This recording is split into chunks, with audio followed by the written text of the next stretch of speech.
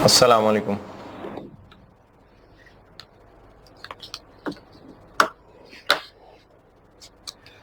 दुरूद शरीफ पढ़ना।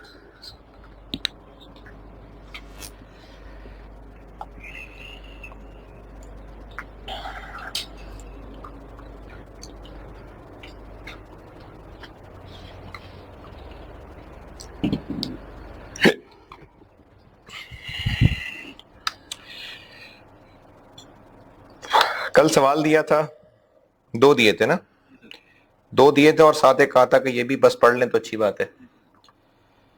एक मैंने दिया था दिसंबर 17 का क्वेश्चन नंबर 1 और इसमें पार्ट ए कहा था करने को। इसका जो पार्ट ए का पॉइंट 1 था वो IAS 36 वाला था, जो पॉइंट 2 था वो IFRS 5 वाला था। बिल्कुल सिंपल सा सवाल था। इसमें मैं उम्मीद करता हूं कि आपको मसला नहीं हुआ होगा, फिर भी एक समरी बता देता हूं। इसमें आपको एसेट्स की recoverable amount fair value less cost to sell दी हुई थी और पूरे सीजीयू की वैल्यू इन यूज और fair value less cost to sell दी हुई थी पूरे सीजीयू की। जब पॉइंट 1 में IAS 36 लगाना था तो IAS 36 में रिकवरेबल अमाउंट होती है वैल्यू इन यूज और fair value less cost to sell में से हायर, इसलिए हमने 100 मिलियन यूज की थी। जब सारे एसेट्स की कैरिंग अमाउंट लिखी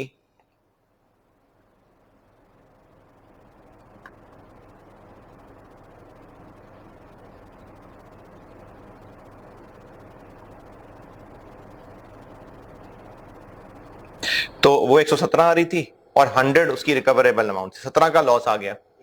फिर इस लॉस को बांटा तो सबसे पहले बटा गुडविल, गुडविल आ रही थी 3 मिलियन की, गुडविल में चला गया। और इन्वेंट्री को नहीं बटना था, नहीं बटा। फिर इसके अलावा जो इन्वेस्टमेंट प्रॉपर्टी है फेयर वैल्यू मॉडल पे, उसको नहीं बटना था, नहीं बटा। ये तो इस IAS से ही बाहर निकल गए थे ना। बाकियों को प्रोपोर्शनेटली बांटा। जब प्रोपोर्शनेटली बांटा तो बिल्डिंग के हिस्से में ज्यादा आ रहा था, इसलिए हमने बिल्डिंग को सिर्फ 0.3 बांटा, क्योंकि बिल्डिंग को fair value less cost to sales तो नीचे नहीं गिरा सकते थे, इसलिए 0.3 सिर्फ बिल्डिंग को बांटा और बाकी फिर बाकी में फिर से बांटा। और बाकी में रही सिर्फ इक्विपमेंट गया हुआ है और जो मशीनरी है उसको तो हम वैसे ही नहीं बांट सकते क्योंकि उसकी फेयर वैल्यू ऑलरेडी ज्यादा है, तो इसके हिस्से में भी नहीं आ सकता। तो पीछे इक्विपमेंट रह गया कॉस्ट मॉडल वाला और इन्वेस्टमेंट प्रॉपर्टी रह गई कॉस्ट मॉडल वाली, तो इनको फिर सेकंड स्टेप में बांट दिया। तो इस तरह से ये सारा IAS 36 के मुताबिक बंट गया। ठीक है, पॉइंट 1। अच्छा, पॉइंट 2 जो था ये IFRS 5 का था। अब इस IFRS 5 के तौर पे जब देखेंगे तो हमने इस पूरे डिस्पोजल ग्रुप को एज अ सिंगल यूनिट लेके चलना है। इसमें बेशक कुछ फालतू चीजें हैं जैसे इन्वेंट्री है और investment property fair value model है। फालतू इसलिए कह रहा हूं क्योंकि इन पे मेजरमेंट रूल नहीं लगते, लेकिन है ग्रुप का हिस्सा। तो अब जब हम IFRS 5 लगाएंगे तो फिर 100 नहीं लेंगे, हम सिर्फ fair value less cost to sell लेंगे। जब IAS 36 लगाया था तो वैल्यू इन यूज और fair value less cost to sell में से हायर लेना था, लेकिन जब IFRS 5 लगाना था तो सिर्फ fair value less cost to sell लेनी थी जो कि 95 है। तो कैरिंग अमाउंट से जब इसको कंपेयर किया तो ये 22 निकल आया। और इसको जब बांटेंगे तो पहले गुडविल और बाकी सब में, और जब सब में बांटेंगे तो इसमें लिमिट का कोई चक्कर नहीं है। ये लिमिट का चक्कर IAS 36 में था, तो अब लिमिट का कोई चक्कर नहीं है, सबको बटेगा और सबको बटेगा और P&L में जाएगा। IAS 36 में क्या था कि जो बिल्डिंग रिवैल्यूड थी उसका लॉस रिवैल्यूएशन सरप्लस में गया था, लेकिन ये सब P&L में जाएगा। तो पॉइंट नंबर 2 के अंदर एक तो लिमिट का मसला नहीं आया, गुडविल को बांटा, बाकी सबको बांट दिया। अब देखिए जो पॉइंट नंबर 1 के अंदर जिन एसेट्स को नहीं बांट सकते थे उनको भी बांटा। जैसे मशीन को नहीं बांट रहे थे, क्यों नहीं बांट रहे थे? क्योंकि उसकी लिमिट लग रही थी। यहां पर लिमिट का मसला ही कोई नहीं है, तो यहां पर सबको बंटेगा। चलें, ये मैंने जो मुझे लगता था कि मसला हो सकता है, बल्कि मसला क्या, मैंने बस इसकी कमेंट्री की है। मुझे लगता नहीं कि सवाल में कोई मुश्किल है, फिर भी अगर किसी को मसला हो तो पूछ लीजिएगा ग्रुप के अंदर। देख लिया कोई मसला तो नहीं। दूसरा मैंने सवाल दिया था दिसंबर 18 का क्वेश्चन नंबर 1।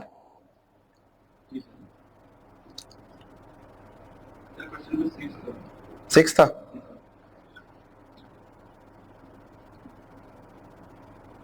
मेरे ख्याल में तो 1 ही था। दिसंबर 18 के क्वेश्चन 1 का पार्ट बी था, जिसमें ए, बी और सी 3 डिविजन्स थे, और इसमें अकाउंटेंट ने अपनी तरफ से एक समरी बनाई हुई थी। अकाउंटेंट ये कह रहा था कि जो डिवीजन ए है, चूंकि 2016 में वो हमने हेल्ड फॉर सेल रखा हुआ था, 17 में आके उसको हमने कैंसिल किया है, तो 16 में तो वैसे ही आने दें, ये अकाउंटेंट कह रहा था। इसी तरह वो डिवीजन बी और डिवीजन सी के बारे में भी अपनी अपनी चवले मार रहा था। तो हमने अब क्या करना है, हमने ये कहना है कि जो अकाउंटेंट ने टेबल बना के दिया है वो गलत है, असल में सही क्या होना चाहिए। तो उसके लिए आपको ये सिखाया था कि अगर हम इस साल में डिसकंटिन्यूड बना रहे हैं तो पिछले साल की भी कंपैरेटिव डिसकंटिन्यूड के तौर पे बना। पॉइंट याद रखिए, पिछला साल को कंपेरेबल बनाना है। अगर इस साल आके डिसकंटिन्यूड होना है तो पिछले कंपैरेटिव को भी डिसकंटिन्यूड बनाएंगे।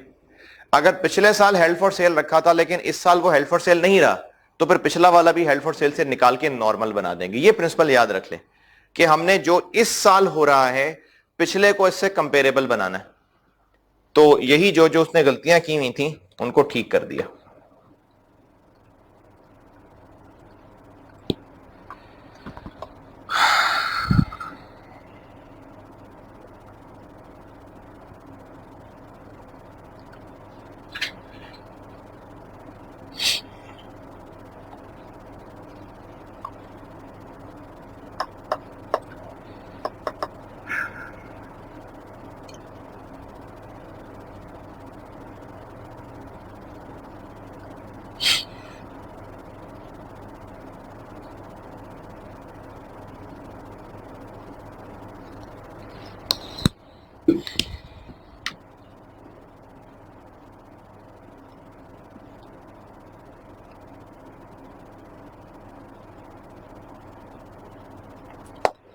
ठीक है, इनमें से और तो नहीं मसला कोई? अच्छा, इसकी भी समरी बता देता हूं। जो डिवीजन ए है, ये 16 में इसको हमने हेल्ड फॉर सेल कहा था, और चूंकि पूरा डिवीजन है तो ये डिसकंटिन्यूड ऑपरेशन वाली बात हो गई। डिसकंटिन्यूड ऑपरेशन होता है जो या तो बंद कर दिया हो या हेल्ड फॉर सेल क्लासिफाई हो गया हो। ये पूरा यूनिट के लिए होता है, ये एक एसेट नहीं होता। डिसकंटिन्यूड ऑपरेशन पूरा एक एसेट नहीं होता, ये पूरा यूनिट होता है। सीजीयू समझ लें आप। तो जो डिवीजन ए है वो 16 में हेल्ड फॉर सेल क्लासिफाई किया था, 17 में इरादा बदल लिया। तो अब हमने 16 जब बनाया था तो उसको डिसकंटिन्यूड में शो किया होगा, लेकिन अब जब 17 में इरादा बदल गया तो 16 वाले को भी रीस्टेट करके उसको कंटिन्यूइंग ऑपरेशन रहने देंगे।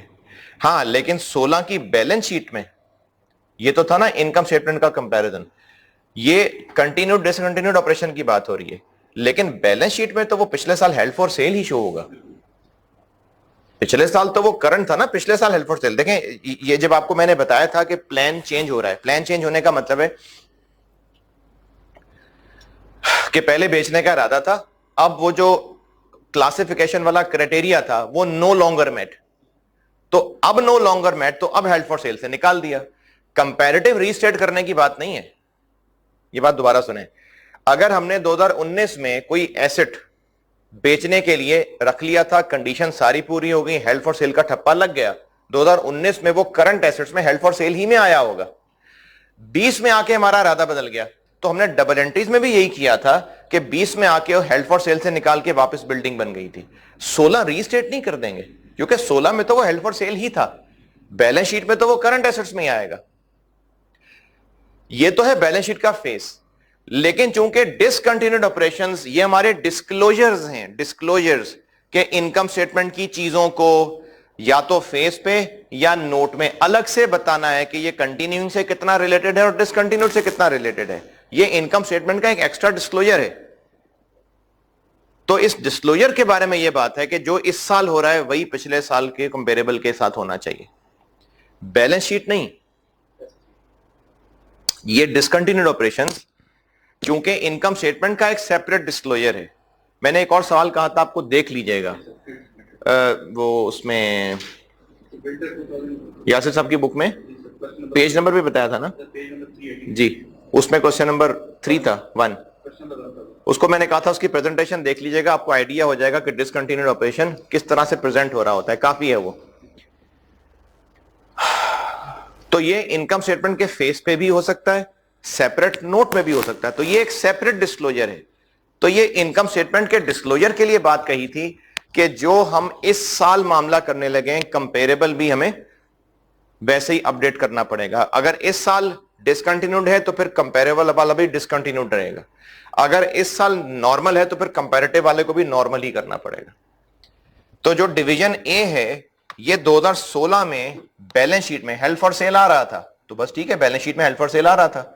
16 की इनकम स्टेटमेंट के हमने डिस्क्लोजर में इसको डिसकंटिन्यूड कह दिया था, लेकिन अब 17 में आके जब इरादा बदल गया तो 16 की बैलेंस शीट में तो वो हेल्ड फॉर सेल ही है, 17 की बैलेंस शीट में वो नॉर्मल बन गया हुआ है, लेकिन इनकम स्टेटमेंट के डिस्क्लोजर के अंदर चूंकि अब वो हमारा डिसकंटिन्यूड नहीं रहा तो हम 16 वाले कंपैरेटिव को भी वापस कंटिन्यूइंग पे लाएंगे। ठीक है, ये बात क्लियर रखिएगा कि बैलेंस शीट के फेस के ऊपर अगर कोई एसेट पिछले साल करंट एसेट्स में आ रहा था क्योंकि वो हेल्ड फॉर सेल था, अगले साल इरादा बदल गया तो वो तो अगले साल इरादा बदला है ना, पिछले साल तो वो करंट में ही आएगा। लेकिन ये डिसकंटिन्यूड के डिस्क्लोजर्स हैं कि जिसमें हमने डिसकंटिन्यूड और कंटिन्यूइंग इनको सेम रखना है। इस साल डिसकंटिन्यूड तो उसका कंपैरेटिव भी डिसकंटिन्यूड, इस साल कंटिन्यूइंग तो उसका कंपैरेटिव भी कंटिन्यूइंग। डिवीजन बी 16 में हेल्ड फॉर सेल क्लासिफाई हुआ था और 17 में इसको फाइनली बेच दिया, तो ठीक है, बेच दिया तो बेच दिया। 16 में चूंकि वो हेल्ड फॉर सेल था इसलिए 16 की बैलेंस शीट में current assets held for sale में ही आएगा, और 17 में चूंकि बेच ही दिया है तो 17 में तो बैलेंस शीट में ही नहीं आएगा। इनकम स्टेटमेंट की हद तक चूंकि अब हमने इसको 17 में फाइनली बेच दिया और 16 में भी ये हेल्ड फॉर सेल क्लासिफाई हो चुका हुआ था, तो ये 17 में भी और 16 में भी डिसकंटिन्यूड के तौर पे प्रेजेंट होगा। ये डिसकंटिन्यूड वाली बात क्लियर है ना सुमेल? तो फिर ये 17 में भी तो बेचा है, 16 में हेल्ड फॉर सेल था, तो ये 17 की इनकम स्टेटमेंट में भी क्योंकि बेचा अब आके है, और 16 कंपैरिजन के लिए ये डिसकंटिन्यूड ही शो होगा। जो डिवीजन सी है इसको 16 में तो हमने हेल्ड फॉर सेल क्लासिफाई ही नहीं किया था, तो बैलेंस शीट में ये 16 की हेल्ड फॉर सेल में आएगा नहीं, 16 में तो था ही नहीं है। फिर एक चीज अगर आपको याद हो तो हमने कोई बल्कि कल ही पढ़ाई है कि अगर ईयर एंड के बाद क्लासिफिकेशन की कंडीशंस पूरी हो रही हैं तो वो एडजस्टिंग इवन नॉन एडजस्टिंग, तो चूंकि 17 के शुरू में क्लासिफिकेशन पूरी हुई थी, 17 के शुरू में, तो 16 में वो नॉर्मल एसेट था, नॉर्मल एसेट्स के साथ इज्जत एहतराम से बैलेंस शीट में आया होगा, तो इसलिए 16 की बैलेंस शीट में वो नॉर्मल आया होगा, और 17 में हेल्ड फॉर सेल होते ही बिक गया तो 17 की बैलेंस शीट में वैसे ही नहीं आएगा। अच्छा, अब चूंकि वो 17 में बिका है और डिसकंटिन्यूड है, 16 तक नहीं था वो डिसकंटिन्यूड, 17 में हुआ है, लेकिन फॉर कंपैरिजन पर्पसेस हम एसओसीआई के डिस्क्लोजर्स में 16 भी डिसकंटिन्यूड कर देंगे। तो जो डिसकंटिन्यूड ऑपरेशंस हैं वो इनकम स्टेटमेंट का एक्स्ट्रा डिस्क्लोजर है। डिसकंटिन्यूड ऑपरेशंस का जो मैंने कल बताया था ना कि उसके हम रेवेन्यू प्रॉफिट्स अलग बताएंगे, ये इनकम स्टेटमेंट का एक्स्ट्रा डिस्क्लोजर है, बैलेंस शीट का नहीं है ये। तो ये जो इस साल जो होना है पिछले कंपैरेटिव को भी उसी पे अपडेट करना है, ये इनकम स्टेटमेंट के डिसकंटिन्यूड ऑपरेशन के डिस्क्लोजर की बात हो रही है। बैलेंस शीट में अगर non current asset held for sale 20 में हेल्ड फॉर सेल है तो 19 में उसको जबरदस्ती हेल्ड फॉर सेल नहीं कह देंगे, 19 में नहीं था तो नहीं था। तो ये जो कंपैरेटिव एडजस्ट करना है ना, ये बैलेंस शीट की बात नहीं हो रही, ये एसओसीआई के डिसकंटिन्यूड ऑपरेशन वाले डिस्क्लोजर की बात हो रही। ये 2 सवाल दिए थे और ये मैंने डिस्कस कर लिए। अच्छा जी, अब आते हैं अगले आईएएस पे। अच्छा, अगला भी छोटा सा आईएएस है। कुछ लोगों ने अभी ये एफआर 1 में पढ़ लिया था, अभी जिन्होंने पिछले साल एफआर 1 पढ़ी है उन्होंने किया होगा आप में से, जो पुराने उन्होंने नहीं पढ़ा होगा, साल 1.5 साल पहले एफआर 1 में आया है। ये सीफैब के सिलेबस में है, वैसे तो उनको निकाल देना चाहिए था क्योंकि ये एफआर 1 में चला गया हुआ है, लेकिन शायद इसलिए नहीं निकाला कि इसकी कंसोलिडेशन में भी एक छोटी सी ट्रीटमेंट है। IS 40 दो आईएस कर चुके हैं सर यार जितने पास हम कर सकते हैं सारी करा दी है मैंने आपको। IS 36 का मेरे ख्याल में एक दो आसान से शायद रह गए करने, वो भी कर लें। अच्छा, ये ग्रुप में भी किसी ने कहा था ये जो कुमैल सवाल पूछा करेगा ना, मैं क्लास में इसको खुद बता दिया करूंगा। कुमैल ने पूछा है कि जो IS 36 हमने कर लिया, IFRS 5 कर लिया, इफ्रिक 1 तो खैर बुक में है ही नहीं ना, क्योंकि वो तो सिलेबस में नहीं है। वो तो मैंने आपको पुराना वाला इसलिए रिवाइज कराया था कि वो टेस्ट हो सकता है। और जिन लोगों ने FAR2 पहले पढ़ा है साल डेढ़ साल से, तो उन्होंने इफ्रिक 1 नहीं पढ़ा हुआ, तो इसलिए मैंने वो रिवाइज करवाया था। लेकिन जहां तक बात IFRS 5 की है और IS 36 की है, तो वो जो एक दो सवाल यासिर साहब की बुक में इस चैप्टर में रह गए हैं वो हम कर लें, करने तो बिल्कुल कर लें। IS 36 में वैसे ये भी हो गया, ये भी हो गया, 3 भी करा दिया मैंने। मेरा ख्याल है एक सवाल ही रह गए IS 36 में करने वाला, कर लीजिएगा हस्बे तौफीक करना चाहें तो। सर एक पेज 381 के क्वेश्चन क्रॉस लिमिटेड वाला, सर इसमें पार्ट आ रहा है तो पार्ट में 3 है, सर ये भी कर लेते हैं।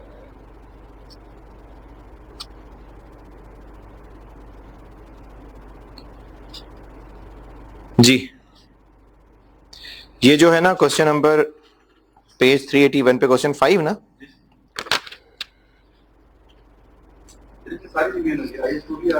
इसमें IS2 भी आ रहा है इसमें, लेकिन ये जो आ रहा है जिसमें इफ्रिक 1 वाला ना, हाँ वो भी आ गया।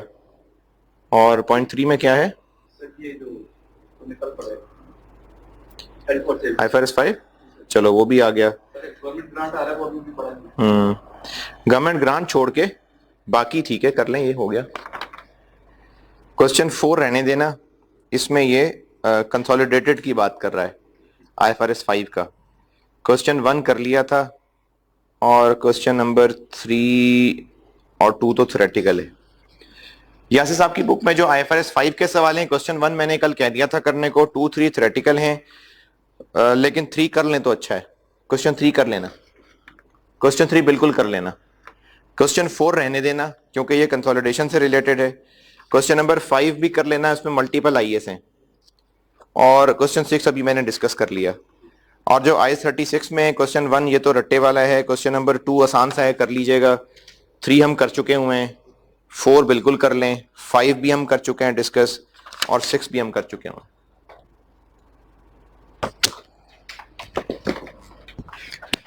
IS 40 पे आ जाएं जी। IS 40 इन्वेस्टमेंट प्रॉपर्टी, ये सिलेबस में लिखा हुआ है। मैंने ग्रेड 2 स्टार्ट किया हुआ है जिसमें स्टैंडर्ड्स हैं।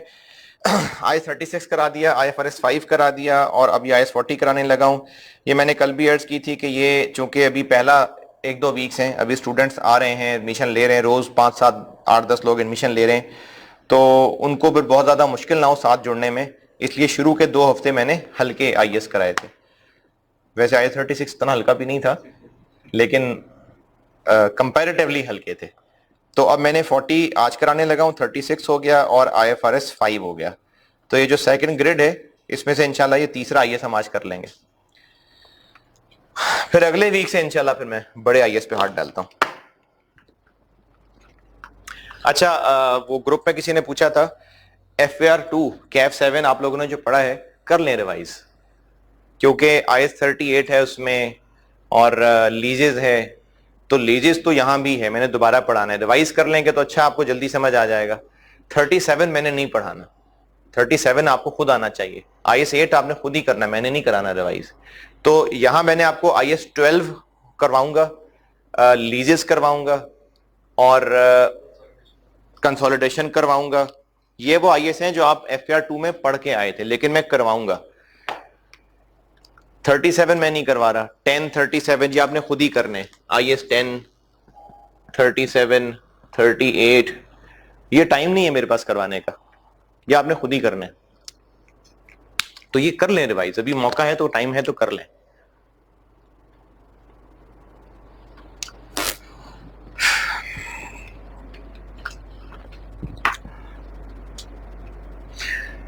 ये मैंने क्या लिख दिया? Investment property, investment property, IS 40 investment property, आसान सा IS है।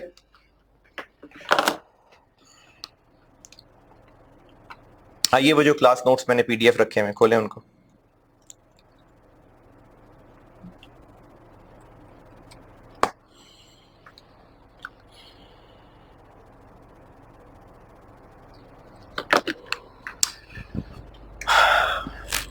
ये जो है ना प्रॉपर्टी,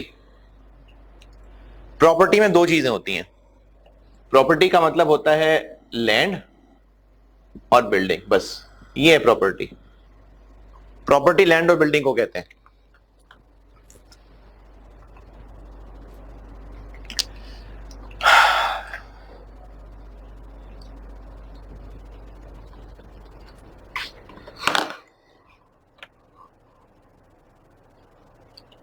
तो जो लैंड एग्रीकल्चर से रिलेटेड है वो इस IS में नहीं है, क्योंकि उसके लिए IS 41 अलग है।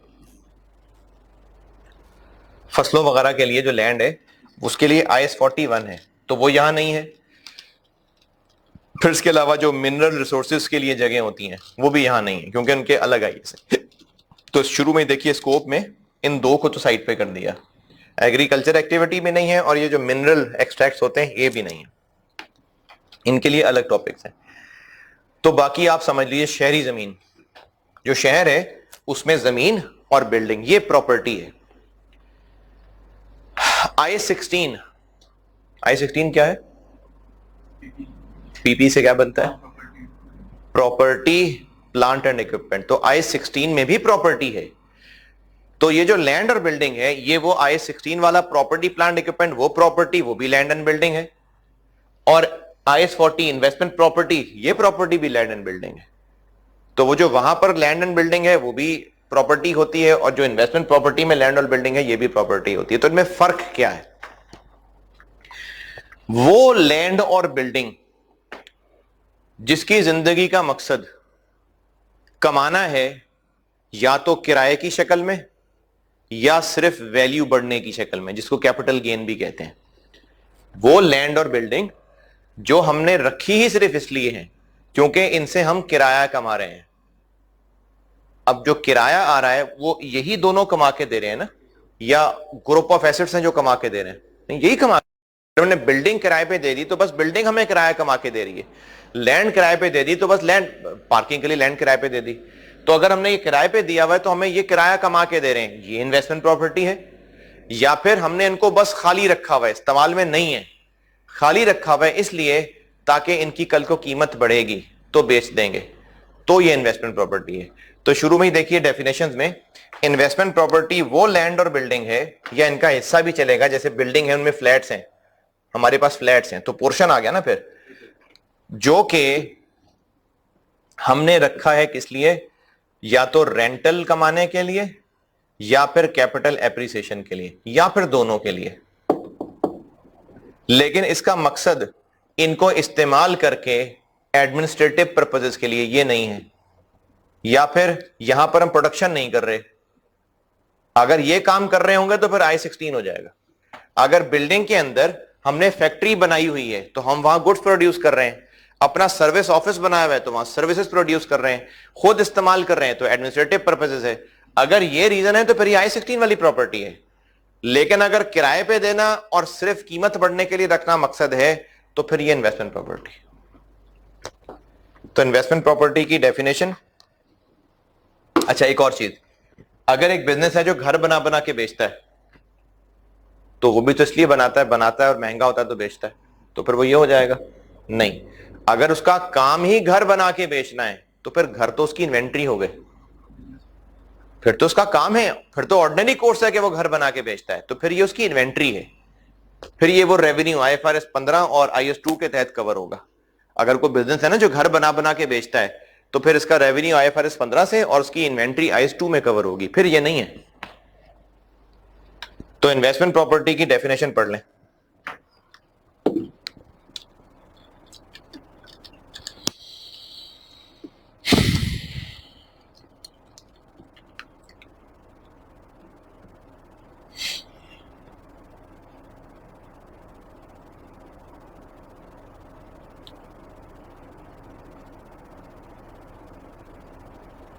सर इसमें लेफ्टी भी आ जाएगा राइट ऑनर लेफ्टी लीज पे क्यों दे दी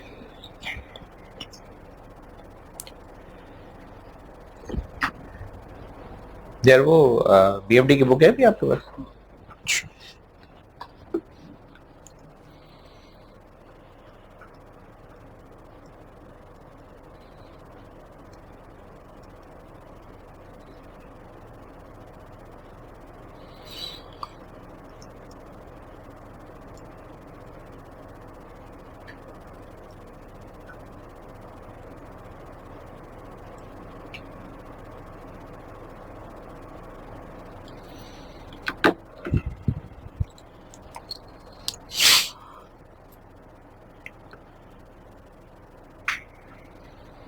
जी पढ़ ली।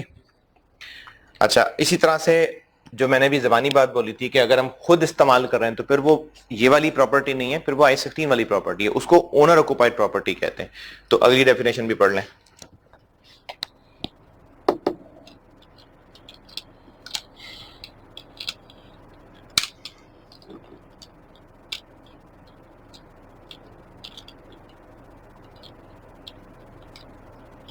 सर जी पॉइंट बी लिखा हुआ है sale in ordinary course of business sir ये वो जो घर बना बना के बेचता है जी ये वो है।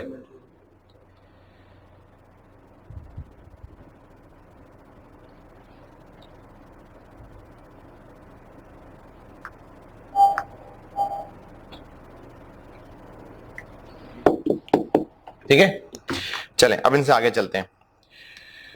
ये मैंने भी एक बात की थी ना कि ये जो दोनों हैं इन्वेस्टमेंट प्रॉपर्टी, वो यही हमें पैसा कमा के दे रहे हैं, वरना फैक्ट्री बिल्डिंग क्या होती है? सिर्फ बिल्डिंग पैसा कमा के देती है।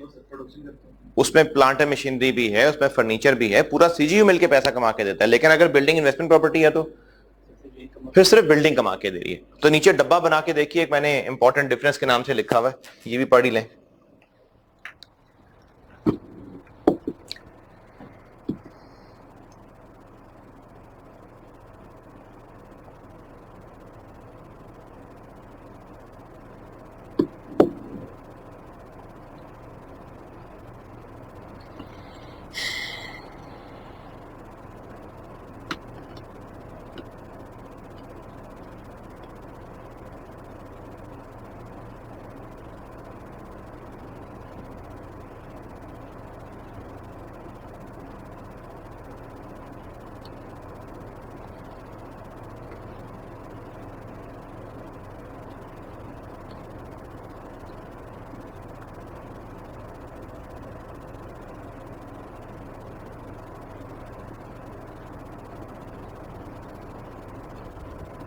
सर ये जैसे आपने भी कहा कि ये बिल्डिंग में खुद पैसा कमा के देती है रेंटल पर्पज के लिए सर लाइक बिल्डिंग जो होटल में होती है सर वो भी रेंट पे होती है उसके जब रूम में रेंट पे लेते हैं इस पे बात करनी, होटल पे भी अलग से बात आएगी।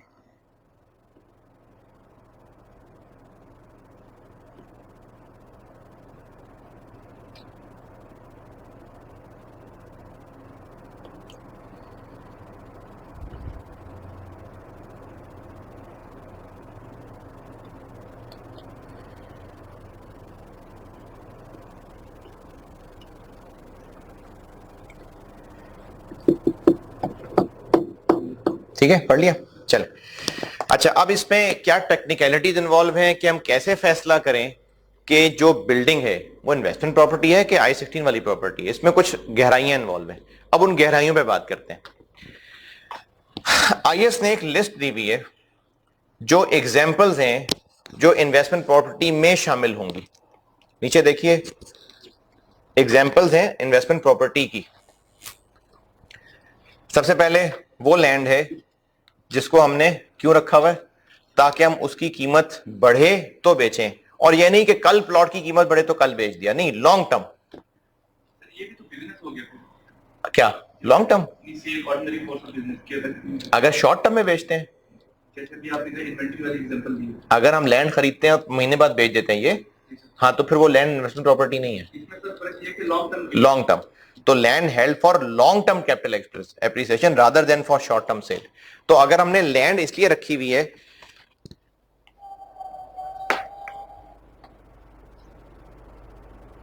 अगर लैंड हमने इसलिए रखी हुई है कि हमने इसको बस अगले महीने रेट अच्छा मिले तो बेच देना है, फिर इन्वेस्टमेंट प्रॉपर्टी नहीं है, लॉन्ग टर्म होना जरूरी है।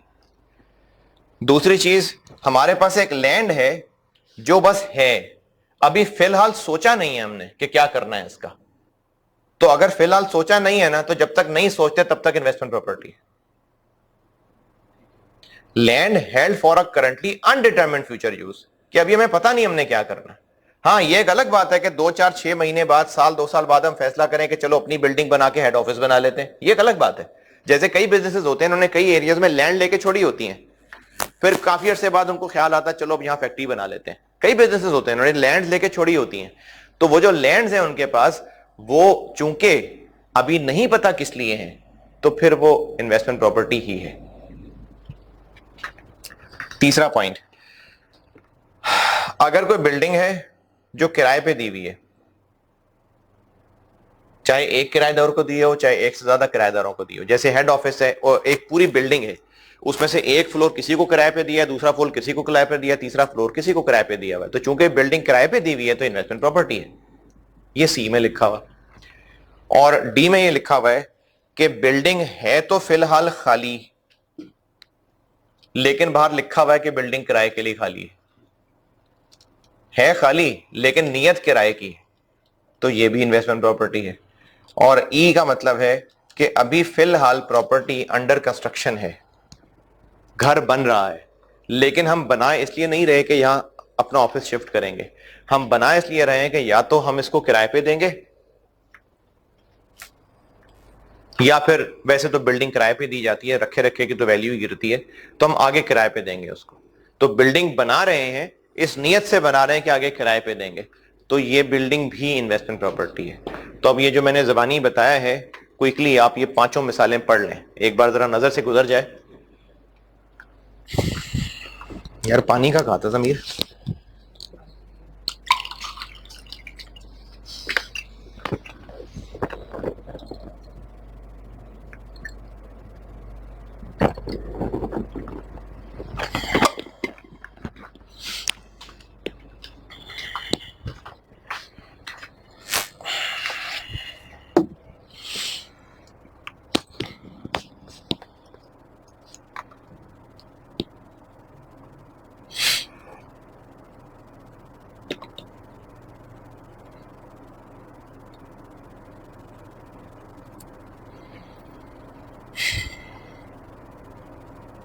सर ये पॉइंट सी में रिपीट कर दीजिए। पॉइंट नंबर सी रिपीट कर देता हूं। जो बिल्डिंग है वो हमने लीज आउट की हुई है, यानी किराए पे दी हुई है, तो बस किराए पे दी हुई है तो इन्वेस्टमेंट प्रॉपर्टी है। एक बंदे को दे दीजिए, एक से ज्यादा को दे दीजिए। एक ही बंदे को पूरी बिल्डिंग दे दें, एक फ्लोर किसी को, एक फ्लोर किसी को, एक फ्लोर किसी को दे दें, वो बिल्डिंग इन्वेस्टमेंट प्रॉपर्टी है।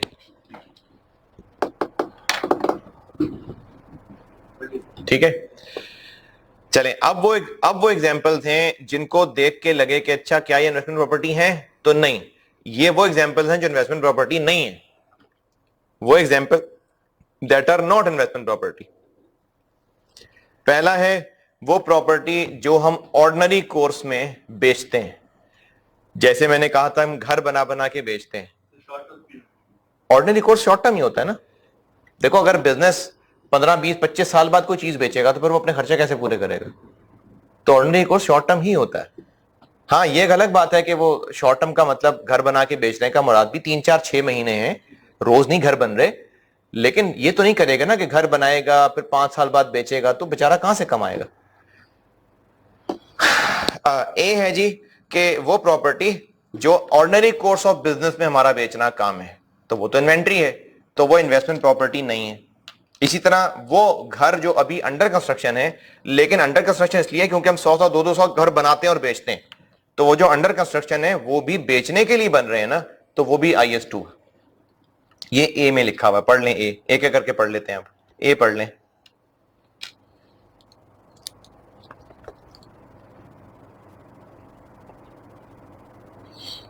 ये जो अंडर कंस्ट्रक्शन वाला ऊपर पॉइंट पड़ा है वो था कि हमने इसको रेंट पे देना है। जी, इधर आप पढ़ेंगे कि इसको बेचना है।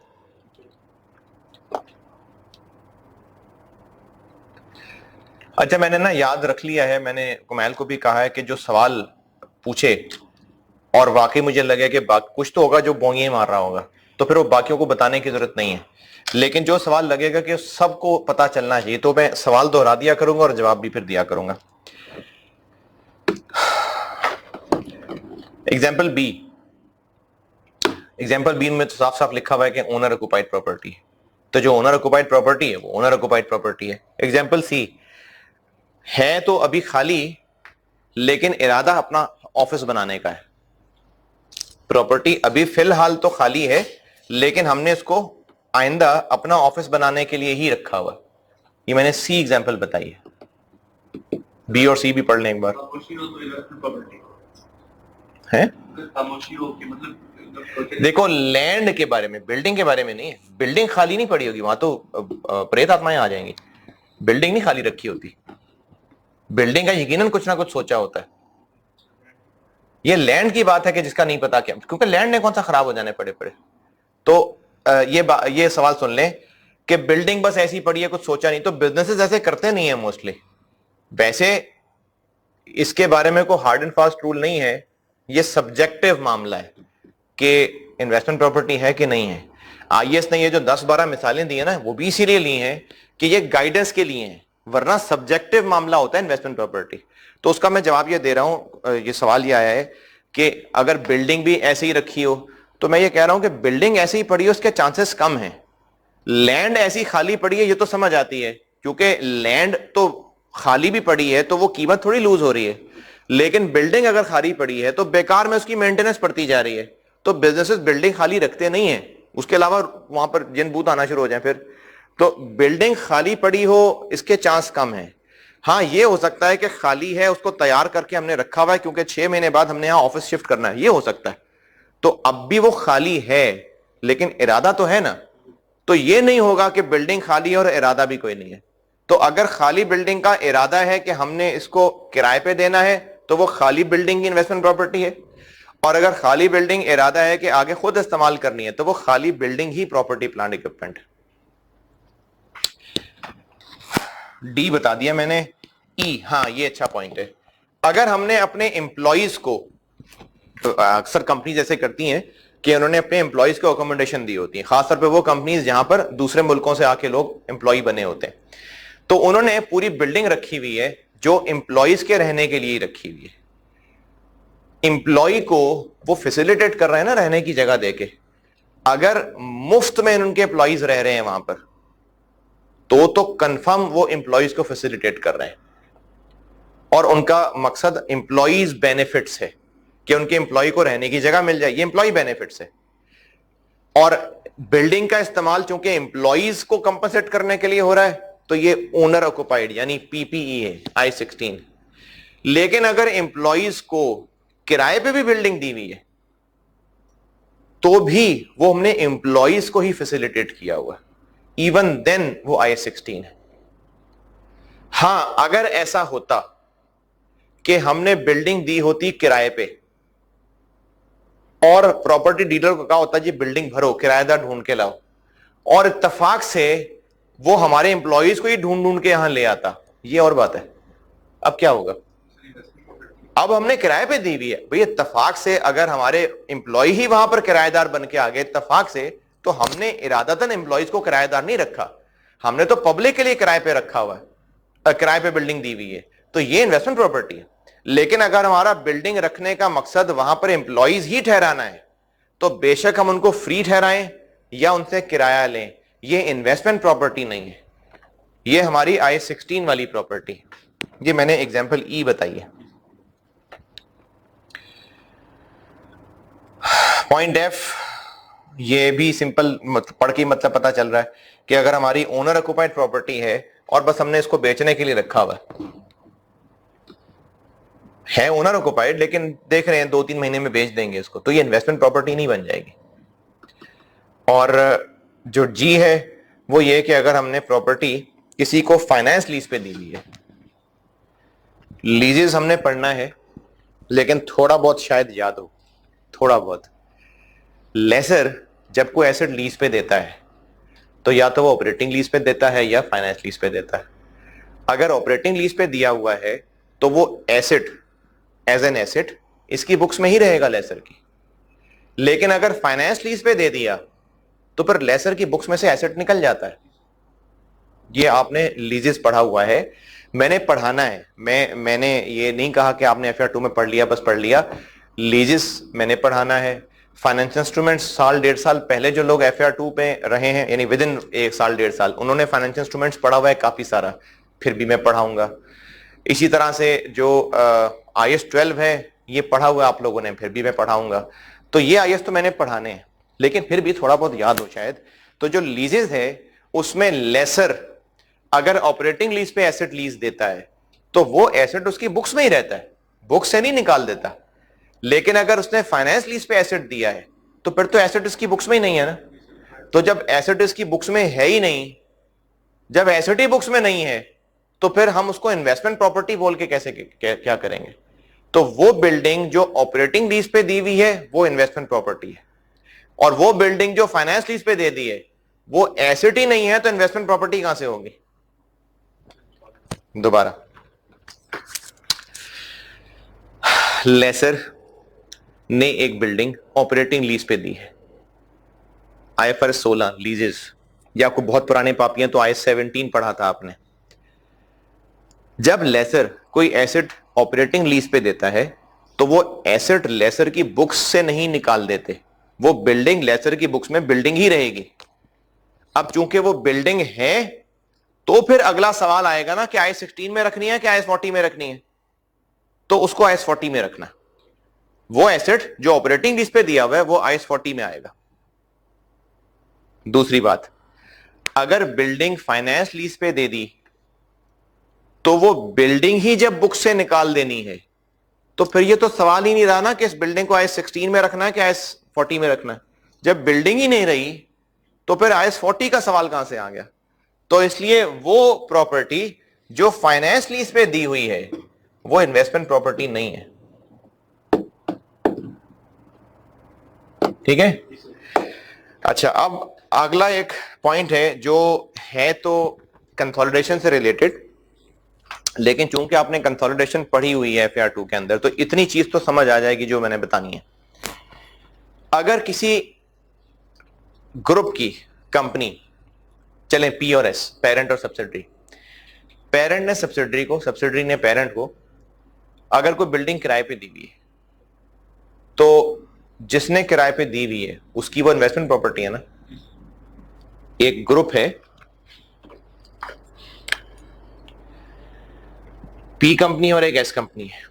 P कंपनी ने S को बिल्डिंग किराए पे दी हुई है ऑपरेटिंग लीज पे, ऑपरेटिंग लीज पे। P के लिए बिल्डिंग क्या है, इन्वेस्टमेंट प्रॉपर्टी। तो पेरेंट की बुक्स में ये इन्वेस्टमेंट प्रॉपर्टी IAS 40 के तहत डील होगी, लेकिन ग्रुप की नजर में ये क्या है, क्या ग्रुप ने किसी को किराए पे दी हुई है, फिर ग्रुप के पास ही है, तो बिल्डिंग भी ग्रुप की और है भी ग्रुप के पास, तो ग्रुप की फाइनेंशियल स्टेटमेंट्स में ये इन्वेस्टमेंट प्रॉपर्टी होगी नहीं, ये PPE बन जाएगा। तो ये जो नीचे डब्बा बनाया हुआ है एग्जाम्पल G के नीचे, ये पढ़ लें। ये ग्रुप वाली बात पढ़ ली। अच्छा, अब आते हैं थोड़े से कॉम्प्लेक्स सिचुएशन पे। कॉम्प्लेक्स सिचुएशन से मेरी मुराद ये है कि वो बिल्डिंग जिसमें दोनों काम हो सकते हैं, यानी वो हो सकता है ओनर के यूज में भी हो और किराए पे भी हो। इसी तरह से कुछ ऐसी कॉम्प्लिकेटेड बिल्डिंग जिसमें ये जानना मुश्किल है कि ये ओनर ऑक्युपाइड है या इन्वेस्टमेंट प्रॉपर्टी है। पहले पॉइंट नंबर 1 देखते हैं। पॉइंट नंबर 1, उस बिल्डिंग की बात हो रही है